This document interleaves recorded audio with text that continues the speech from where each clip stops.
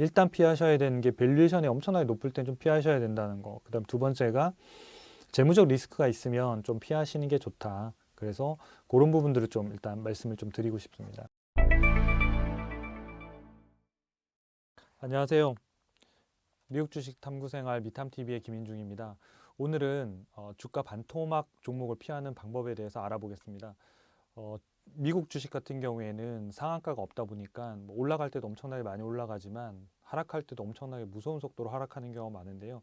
특히 뭐 분식회계라든지 기업의 회계적인 이슈라든지 이런 것들이 발생했을 때는 주가 하락폭이 상당히 큰 편입니다. 그래서 이런 기업들을 피하는 방법들을 좀 알고 계셔야 투자 리스크를 줄일 수 있을 것 같습니다. 그래서 오늘은 그 방법에 대해서 좀 말씀을 드리도록 하겠습니다. 기본적으로 주가가 반토막 나는 경우가 크게 보면 두 가지가 유형이 있는데요. 주가가 급락하는 경우. 그러니까 첫 번째는 비싸도 너무 비싼 주가인 경우입니다. 그러니까 밸류에이션 상으로도 상당히 이제 부담스러운 상황에 있기 시작하면 그때는 시장의 조그만 충격에도 주가가 엄청나게 빠른 속도로 급락할 수 있습니다. 그러니까 한 달 안에 30% 또는 한 달 안에 50%까지도 급락할 수 있기 때문에 그 이전에 수익률이 조금 낮다 하더라도 짧은 기간에 그 손실을 다 낼 수 있기 때문에 굉장히 조심하셔야 됩니다. 그래서 이 부분은 밸류에이션과 관련된 부분이기 때문에 다음에 또 말씀드리기로 하고요. 오늘 특별히 이제 주가 급락의 이 두 가지 유형 중에서 말씀드리고 싶은 거는 두 번째입니다. 재무 리스크가 있는 기업들. 그러니까 이 재무 리스크가 있는 기업들 같은 경우에는 이렇게 뭐 재무적으로 어떤 문제가 발생했거나 이벤트가 발생했을 때 단기간에 주가가 급락하기 때문에 이 경우도 좀 꼭 피하면서 투자를 좀 하실 필요가 있는데요. 보통 우리가 이제 이런 기업들이 이제 분식회계 이슈들이 많이 발생하는데 분식이라는 말이 이렇게 화장한다는 뜻이거든요. 그래서 생어를 좀 숨기고 좀 화장법을 통해서 미인이 되고 싶은 회사들 이런 회사들을 좀 피해야 되는데 분식회계 한 기업들은 사후적으로 사실 알 수 있기 때문에 분식회계 기업을 미리 걸러낸다는 거는 쉽지는 않은 일입니다. 근데 잘 생각해 보면 분식을 한다는 얘기는 생얼이 그렇게 좋지 않다는 거거든요. 그러니까 기업의 기본적인 생얼이 좋지 않은 기업들 먼저 걸러내면 사실상 분식을 하게 되는 그 기업들을 상당 부분 다 걸러낼 수 있기 때문에 분식회계 기업을 걸러내는 기업 이런 거 개념보다는 그러니까 분식을 할 수밖에 없는 그런 니즈가 생길 수 있는 그런 리스크가 있는 기업들을 먼저 걸러내자는 측면에서 좀 보시면 좀 좋을 것 같습니다. 그래서 재무 리스크가 큰 기업들은 처음부터 좀 피하시는 게 일단은 답이다 이렇게 좀 말씀드리고 싶고요. 대표적인 이제 케이스들이 몇 가지 있는데 뭐 이제 예전에 이제 중국 기업 중에서 미국에 상장이 돼 있는 루이신 커피라고 있었는데 중국의 뭐 스타벅스 커피다 이렇게 해서 뭐 주가가 엄청 올랐다가 분식회계가 알려지면서 사실상은 뭐 어마어마하게 뭐 떨어졌다 상장 폐지까지 된 경우가 있고요. 니콜라 같은 경우에는 뭐 분식회계 이슈는 전혀 아닙니다만은 사실 매출액이나 이런 것들이 거의 없는 상태에서 제2의 테슬라다. 그래서 뭐 일반 테슬라가 전기차를 만든다고 하면 니콜라 같은 경우에 전기 상용 트럭을 만든다고 해서 이런 이슈들이 있었다가 좀 뭐 이렇게 검증하는 영상에도 문제가 있는 거 아니냐, CEO가 주식을 팔았다 등등등 하면서 이 주가 차트를 보시면 뭐 상장 이후에 한 3배 가까이 93달러까지 갔다가 뭐 지금 현재 3월 17일 기준으로 보면 16달러니까 이 기간 동안 떨어진 게 82%가 하락한 겁니다. 지금 무슨 얘기냐면 1,000만 원을 투자했으면 825만 원이 없어졌다는 얘기가 되는 거죠. 만약에 이 주식을 1억 원치 샀다. 그러면 8,200만 원이 없어지고 한 1,800만 원이 남는다는 거죠. 이걸 다시 원금 복구하는 일은 사실상 불가능하거나 10년 이상 걸릴 수도 있는 이런 수익률을 내야 되는 거거든요. 그래서 이 부분들이 상당히 주의하셔야 되는 부분이다. 두 번째 기업이 이제 플라그 파워라는 회사인데 이 회사가 이제 최근 이제 이슈가 됐죠. 그래서 SK가 투자한 회사기도 한데 수소 연료 전지 시스템을 개발한다고 해서 여기 보시면 뭐 최근 1년 동안에 뭐 2000 주가를 보시면 뭐 이게 최근 1년 동안 주가입니다. 뭐 3달러였으니까 3달러에서 75달러니까 그 20배 넘게 오른 거죠. 어마어마한 속도로 이제 성장하다가 최근에 이제 그 이제 관련해서 회계적으로 회계 처리 부분과 관련된 오류가 있었다라고 인정하고 공시하면서 이틀 동안 급락하는 이런 형태가 있었습니다. 그리고 이 최고가 대비해서는 한 반토막이 난 거죠. 75달러 대비하면 거의 한 달 뭐 이상인데 제가 아까 앞서에도 말씀드렸지만 이 회사는 분식회계 이슈는 아닌 것 같습니다. 현재까지 알려진 바로는. 그러니까 회계상으로 처리하는 R&D 비용이나 이런 비용 처리 부분과 관련해서 좀 오류가 있어서 이걸 바로 잡겠다 했기 때문에 뭐 분식회계하고는 조금 다른 분리해서 좀 봐야 되고 매출액이 없는 회사도 아니기 때문에 그런 것 같습니다. 다만 75달러라고 하는 건 일단 밸류에이션상으로도 상당히 고평가되어 있는 그런 시점인데다가 이런 악재 같은 경우에는 터지면 상당히 그런 부분들이 시장에 엄청난 큰 충격으로 다가올 수 있다는 거죠. 그래서 만약에 예전에 사셨던 뭐 10달러에 샀다 15달러 이런 분들은 여전히 뭐 아직까지도 많은 수익을 내고 있기 때문에 안전하시겠지만 뭐 70달러, 75달러 이럴 때 주식을 사셨던 분들 같은 경우에 지금 만약에 수익률이 마이너스 40%다. 여기서 뭔가 버티거나 또 투자하거나 더 사야 되고 이런 고민들이 상당히 있는 시점이라는 거죠. 그래서 일단 피하셔야 되는 게 밸류에이션이 엄청나게 높을 땐 좀 피하셔야 된다는 거. 그다음 두 번째가 재무적 리스크가 있으면 좀 피하시는 게 좋다. 그래서 그런 부분들을 좀 일단 말씀을 좀 드리고 싶습니다. 이게 이제 최근에 나온 뉴스죠. 그래서 플러그 파워가 주가가 급락했고 CEO는 또 고점에 팔았다. CEO도 개인이기 때문에 주가가 오르면 얼마든지 수익 실현하고 할 수 있습니다. 근데 니콜라도 그렇고 보통은 이제 어느 정도 주가가 이제 CEO 같은 경우에는 개인의 어떤 자산의 부분이기 때문에 만약에 우리 회사의 주가가 비싸지 않고 여전히 싸다. 그리고 더 올라갈 것 같다. 그럼 CEO가 팔지 않겠죠. 긴급한 자금이 아니라고 한다면. 근데 이 정도면 너무 많이 오른 것 같은데 그러면 개인들이 팔 수 있겠죠. 그래서 내부자라고 하는 개인들이나 임원들 같은 경우 주식을 팔면 이것도 다 공시하게 되어 있습니다. 그래서 이런 형태의 기사들이 나올 수 있는 건데요. 그래서 CEO나 내부자들이 주식을 계속 고점에서 많이 팔고 이러면 기본적으로는 밸류에이션 상으로도 상당히 부담이 있구나 이렇게 좀 보시면 되는데요. CEO가 판 거 자체가 뭐 문제가 있고 이런 건 전혀 아닙니다. 그건 개인의 선택의 문제고요. 그래서 기사를 좀 보시면 회계장부상 오류를 확인했고 이걸 공시했고 이런 부분들이 이제 비용 처리와 관련된 부분들이 좀 오류가 있어서 수정하겠다. 다만 불법적인 행위는 없었다. 이건 이제 분식회계는 아니다 이런 얘기입니다. 실제로 이제 이게 이제 액면상으로 맞다라고 한다면 뭐 그럴 가능성이 높다고는 생각합니다만은 뭐 분식은 아니고 어쨌든 에러가 있었던 부분을 잡겠다. 잡으면 어쨌든 이익이나 이런 매출이나 이런 부분들에 영향을 좀 주겠죠. 아무래도 이익이 늘어난 쪽보다는 좀 줄어드는 쪽으로 갈 가능성이 좀 높겠죠. 그래서 이런 종목에 투자하지 마셔라라는 뜻이 아니라요. 얼마든지 내가 이런 기업들을 내가 뭐 수소 연료 전지 관련된 시스템을 만든다 그래서 내가 장기간 투자하겠다 10년, 5년 뭐 얼마든지 투자할 수 있다고 생각합니다. 근데 이런 재무적인 리스크가 어느 정도 아직까지 있는 기업들 같은 경우에 여러분들이 투자의 전체 자산에 너무 많은 금액들을 투자하시는 거는 레버리지가 너무 높다 보니까 뭐 정말 성공한다고 하면 뭐 5배, 10배 자산을 늘릴 수도 있지만 반대로 실패했을 때는 뭐 절반 이하 또는 자산이 절반 이하 또는 7, 80%도 손실을 볼 수 있기 때문에 이런 기업들 같은 경우에는 반드시 포트폴리오 중에 하나로 투자하시는 게 좋습니다. 그러니까 이 기업의 전체 자산을 다 넣기보다는 좀 포트폴리오 하시면 좋고요. 그래서 제가 여기 써드렸지만은 그러니까 투자에는 올인보다는 포트폴리오로 운영하시는 게 좋다. 그래서 개인들이 포트폴리오 운영 쉽지는 않으시겠지만 그래도 적절한 산업별로 성장주, 가치주별로 이렇게 해서 한 10개 정도 내외가 좋습니다. 한 5개에서 10개 사이면 충분하다고 생각하는데요. 한두 개에다가 집중 투자하는 것들은 뭐 잘 맞으면 오를 수 있지만 반대로 실수했을 경우에는 자산을 대부분을 잃고 복구가 상당히 어렵습니다. 그래서 포트폴리오를 운영하시는 게 중요하다. 이렇게 좀 기억하시면 좋겠습니다.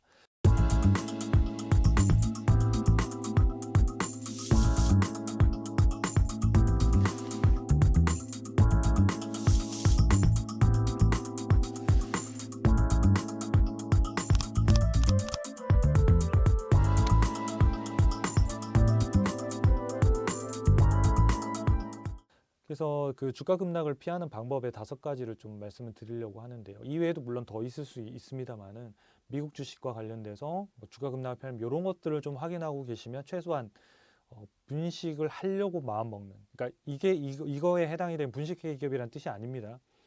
분식이라는 것 자체가 좀 좋게 만들어서 더 차입을 많이 받게 하거나 주주로부터 증자에 성공하려고 분식들을 보통 하기 때문에 처음부터 조금 위험한 기업들을 걸러내면 아예 그 부분들을 제어할 수 있기 때문에 말씀을 드리는 겁니다. 그래서 이런 5개에 해당되면 분식회계 기업이다가 아니라 상당히 위험할 수 있고 분식회계에 어떤 니즈가 발생할 수 있는 기업이기 때문에 이런 기업들은 좀 유의하시는 게 좋겠다 이렇게 이해하시면 될 것 같아요. 첫 번째는 매출액과 매출액 성장률을 확인하는 게 핵심입니다. 그 매출액이 없어도 뭐 미국 기업들 같은 경우에 상장해서 시총이 어마어마하게 많이 올라가는 기업들이 있습니다. 그래서 기본적으로는 매출액과 매출액 성장률이 낮거나 매출액이 없는 기업들은 좀 처음에는 거르시는 게 좋습니다. 본인이 그 비즈니스에 대한 확신을 갖고 있고 또 포트의 일정 부분을 하겠다 그러면 하실 수 있겠지만 그게 아니라 전체 자산을 거는 이런 부분들은 좀 위험하실 수 있다 이런 거고요. 두 번째는 현금 흐름표가 중요한데 연금 흐름표에서 영업활동 현금 흐름이 매우 중요합니다. 그래서 영업활동 현금 흐름은 플러스가 나와야 됩니다. 그러니까 플러스라는 게 현금이 들어온다, 번다는 뜻이거든요. 마이너스라고 하는 거는 영업활동에서 현금이 적자다 이런 뜻이라고 보시면 돼요. 그래서 영업활동 현금 흐름은 매년 체크하는데 이 규모도 규모지만 부호가 플러스가 나오고 있어야 돼요. 이게 계속 마이너스라는 건 상장을 했고 또 사업을 시작한 지 오래된데도 불구하고 10년, 15년째 영업활동 현금이 계속 마이너스다. 이런 경우에는 좀 거르시는 게 좋습니다.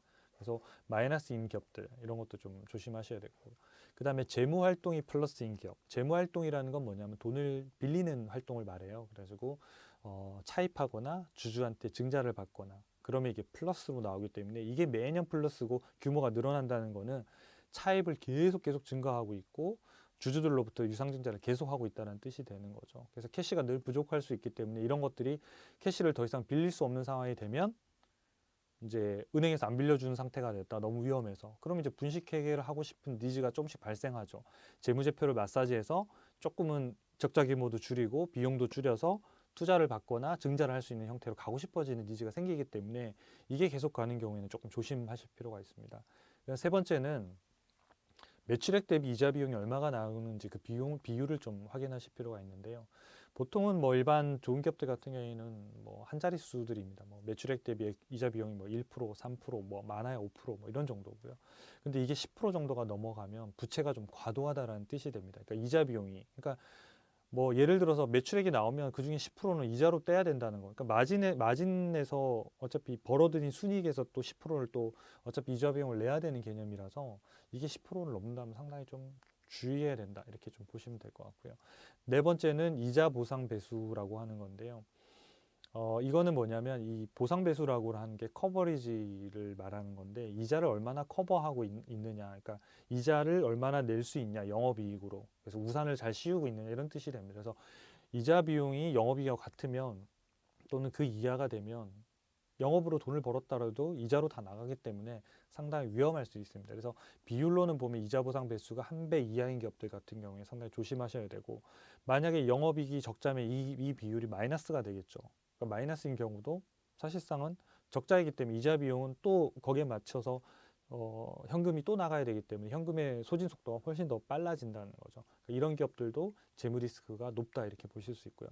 마지막으로는 현금성 자산을 좀 체크하시면 좋은데 이건 무슨 뜻이냐면 회사가 적자가 나더라도 현금이 계속 있고 현금을 계속 빌릴 수 있으면 적대로 회사가 상장 폐지하지 않습니다. 부도나지 않습니다.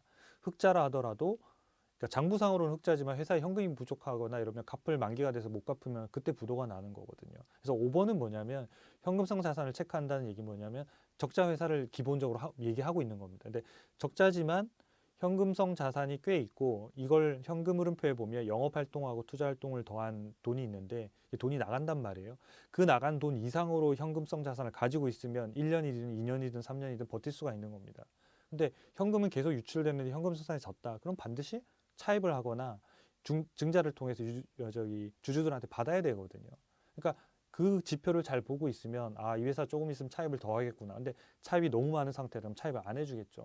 그러면 주주한테 빌려는 증자를 발표할 수 있고 유상증자를 발표하면 일반적으로 주가가 하락하는 게 맞거든요. 그러니까 그런 이슈가 있을 수 있다고 생각하고 투자에 임하시는 게 좋다는 겁니다.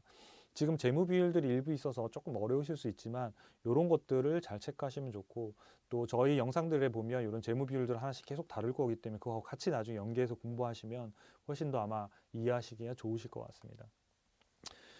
실제 저희 이제 사례를 보면 저희가 니콜라하고 플러그 파워 두 가지를 가져와 봤는데요.